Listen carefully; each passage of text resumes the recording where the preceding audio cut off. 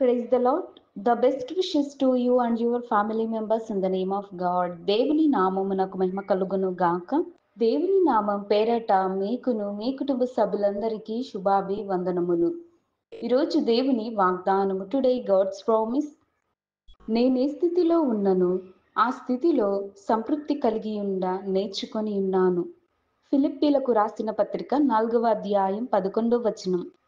I have learned to be content with whatever situation I find myself in. Philippians chapter 4 verses 11. క్రీస్తు నందున్న ప్రియమైన సహోదరి సహోదరులారా, ఈ శ్రేష్టమైన ఉదయకాల సమయంలోనూ ప్రభుని యేసుక్రీస్తు వారు మనందరితో తెలియచేస్తున్నాడు.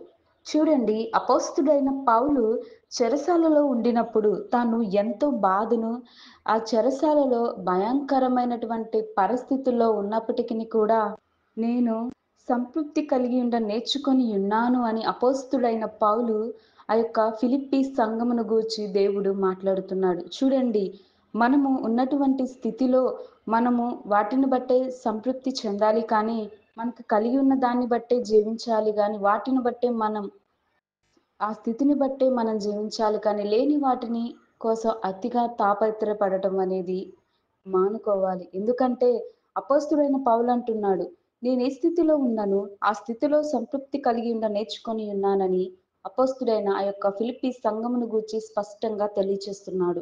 మీరు కూడా మీకు కలిగి ఉన్న స్థితులన్నిటిలోనూ వాటన్నిటిలోనూ మీరు సంతృప్తి కలిగి నేర్చుకొనమని దేవుడు మాట్లాడుతున్నాడు.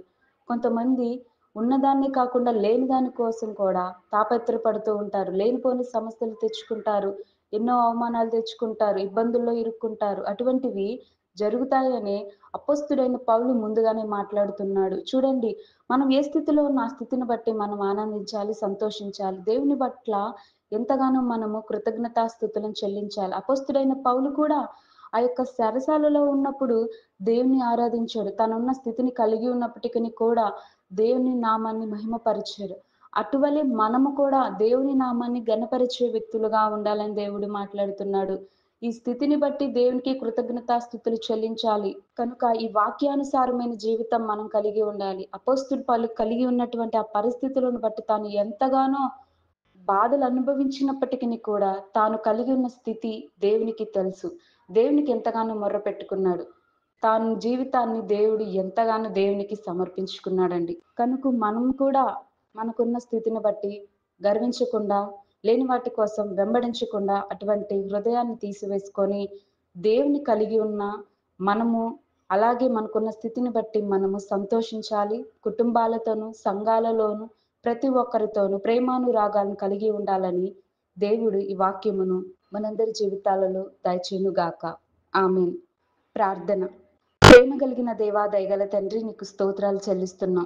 ప్రభువా, ఏ స్థితిలో ఉన్నాను ఆ స్థితితో సంతృప్తి కలిగి నేర్చుకునే కృప దయచేయండి.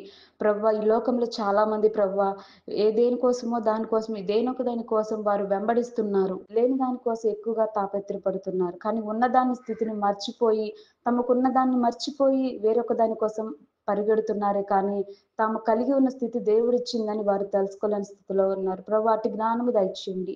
ప్రభువా, ఉన్న దాంట్లో సంతృప్తి కలిగి జీవించే కృప కాపుదలు ప్రతి ఒక్కరికి నీ వాక్యం వింటున్న వారందరికీ వారి కుటుంబాలలో దయచేయమని యేసయ్య నామమున వినయంగా వేడుకొంచున్నాను తండ్రి. ఆమేన్.